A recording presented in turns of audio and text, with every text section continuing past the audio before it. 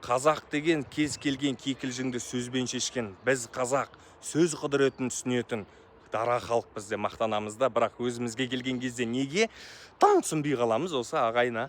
Бүгін мысалға еліміздің президенті Қасым-Жомарт Кемелұлы Тоқаев еліміздегі бүкіл этностарды жинап алды да әңгіме айтты.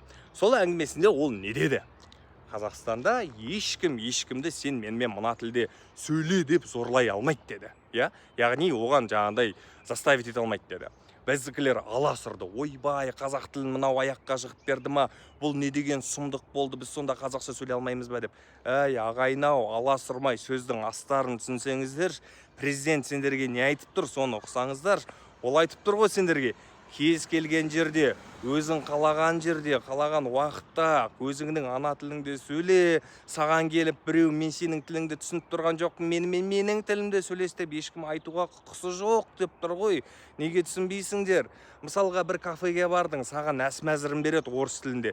Сен аласында, мен орысша түсінбейтін едім, маған қазақша мәзір берші дегенде саған кеп, у нас только на русском деп ешкім айта алмайды.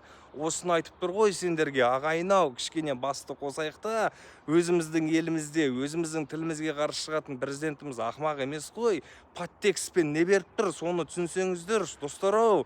Кез келген жерде қазақша сөйлеңдер, ол сендердің құқықтарың. Ойланайықшы.